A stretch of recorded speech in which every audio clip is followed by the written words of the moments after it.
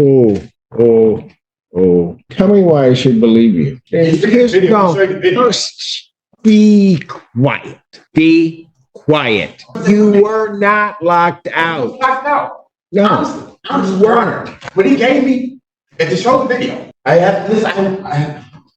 apologize. I have no excuse.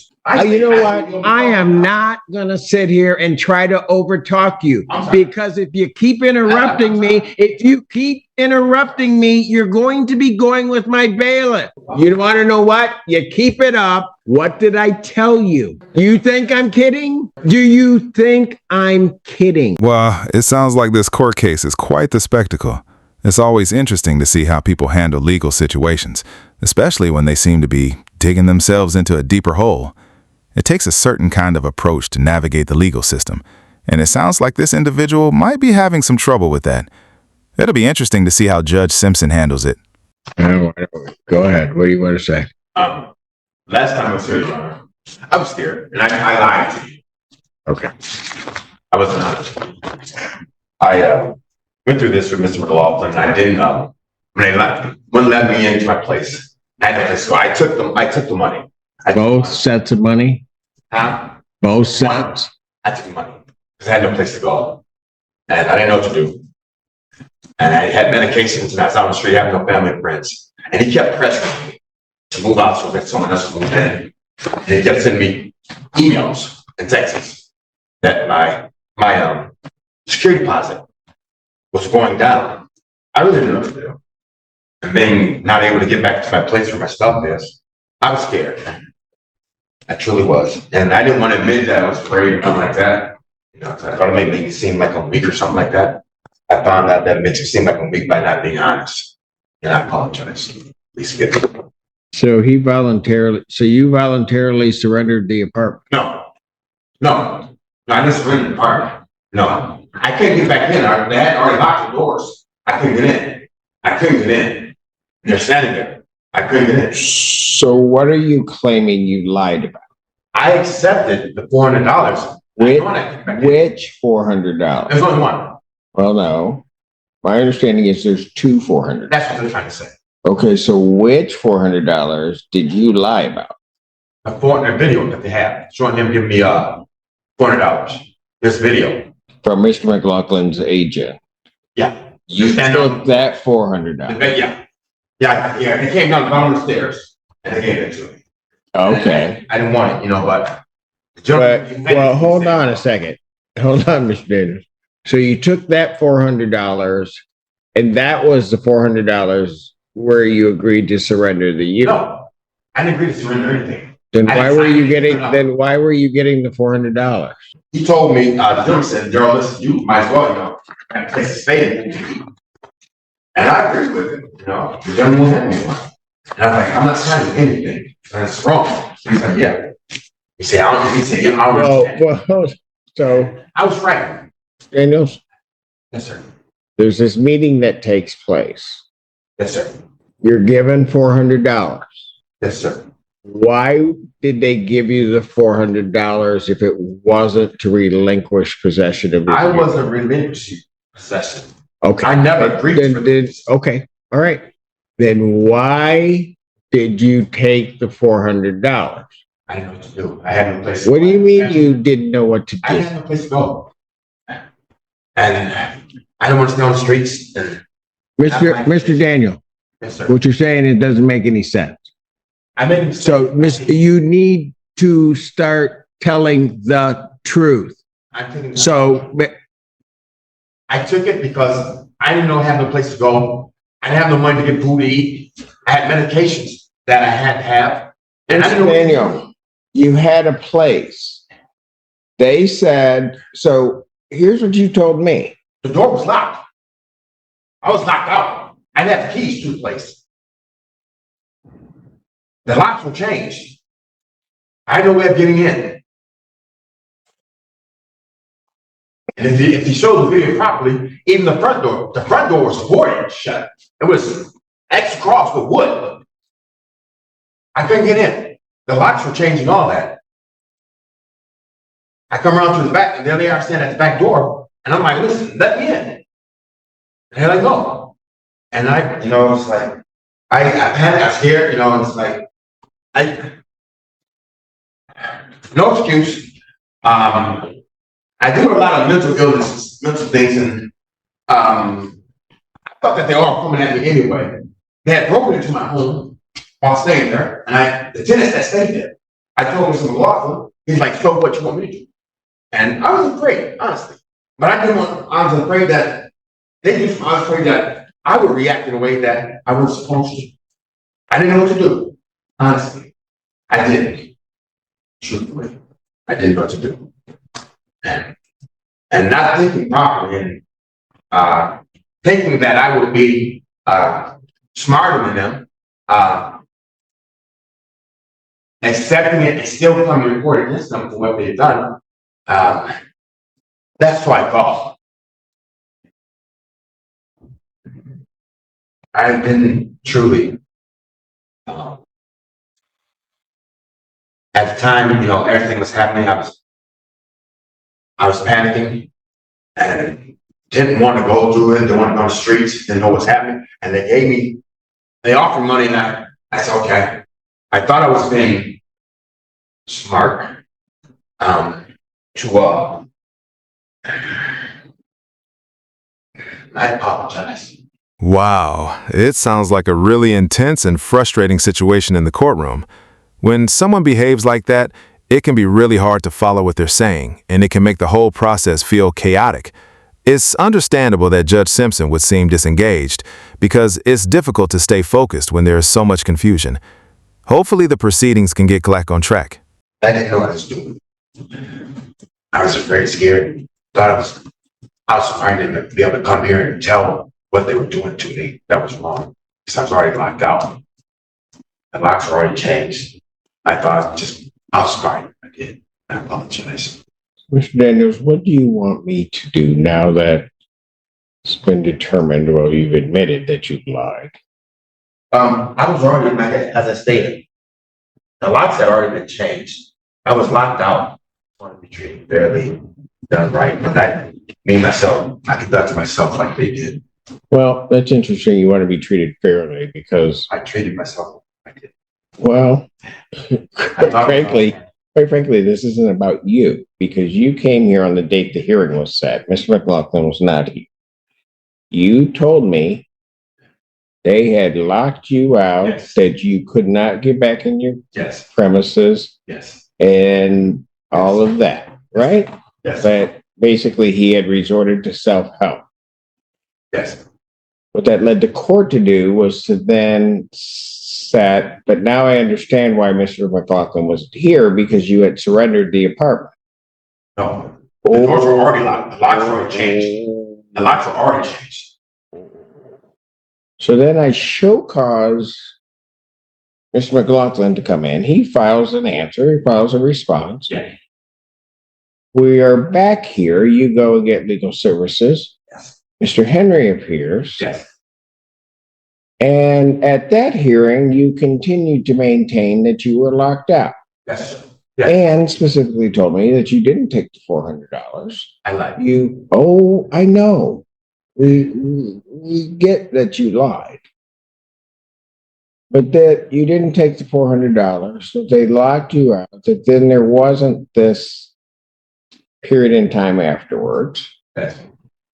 You got community mental health because of that to put you up. Yes. So other monies got paid on your behalf. Yes. They did change the locks on the door, Your Honor. I couldn't get in. The locks were changed. I couldn't get in. Tell me why I should believe you. Truly, Your Honor. Not This- the first time it came here, you shouldn't. I shouldn't believe anything you are telling me. I do not believe. I understand, but I couldn't go on after sit back, praying, and think about it. And you've been honest with me, you've been fair with me all the time, and I couldn't What I do. tell you no lies. And I had to come tell you today and let you know that. I was just afraid, Your Honor. I was Afraid of what? I don't know everything. I was locked out, and the locks have changed already when they gave me the money. They're already changed. I'm locked out. And I thought I was based, I don't know. I'm supposed to have a stupid. I won't say anything else, that might say, what else can I say? But I was being honest, I'm just, now I am. I like it. You know something? Not only did you lie to me, you recall at the last hearing, I had my bailiff put Mr. McLaughlin under oath, and we put you under oath. Yes, sir. Yes, sir. Mr. McLaughlin maintained the same story that he basically had put in his written communication and what he had said. He didn't have everything with him. He said he had a video and wanted to make sure that he could bring it next Mr. week. McLaughlin have not been honest. Oh. Listen, every time I called other people I was trying to move out of Mr. McLaughlin's place because I didn't like it there. You surrendered possession. You surrendered possession of the premises. No, sir. Yes, you did. No, sir. Yes, you did. That's why you took the $400. Your Honor, as I stated, the locks already changed before they gave me that. The locks already changed. I don't believe you. I know you would. That's why I have to tell you the truth. The locks are already changed. You know something? Here's First, be quiet. Pardon? Be quiet.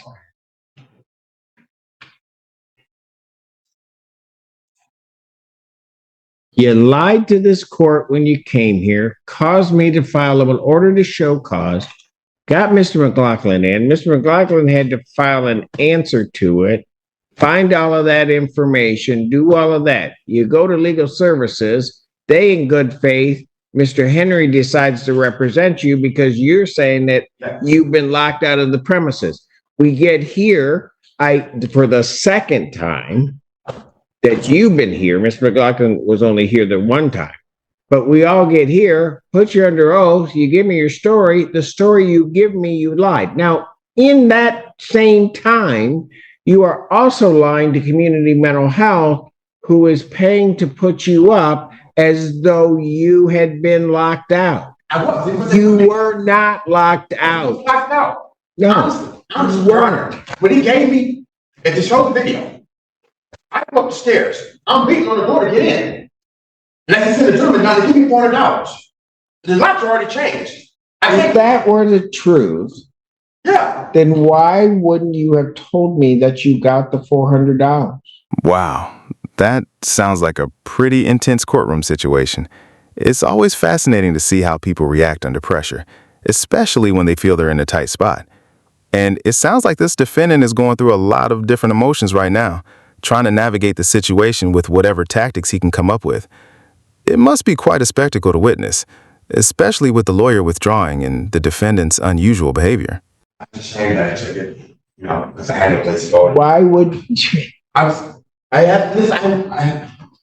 apologize. I have no excuse.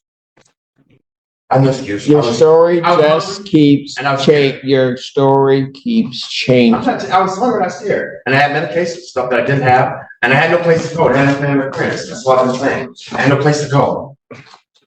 As he shows the video, the door's already locked. The locks already changed. They've already changed the locks.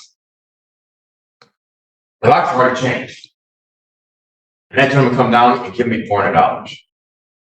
The locks already changed on the door. I couldn't get in. Go ahead, you tell me everything you want to tell me. That's all. Because I don't want you to ever say I didn't give you a chance to tell me. I told you everything. The locks were already changed on the door. When he came down, he gave me the $400, sir. And I don't believe And you. I took it. And I don't believe you. I think that what happened here is you took the $400, voluntarily moved, which also then makes sense with what Mr. McLaughlin was saying and what he has in writing, that he agreed. You know what? I am not going to sit here and try to overtalk you, because if you keep interrupting me, you're going to be going with my bailiff. Am I clear? Yes, sir. Yes, sir. I'm not in an aggressive position. I'm not being that way. So, I'll leave it if you want me to.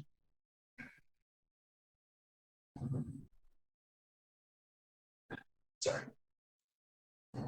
The reason you took the $400 is because you voluntarily surrendered the premises. That's what the court's going to find, that you did that, and that you The court also believes that you took the additional $400 that was later on given to you. It all makes sense.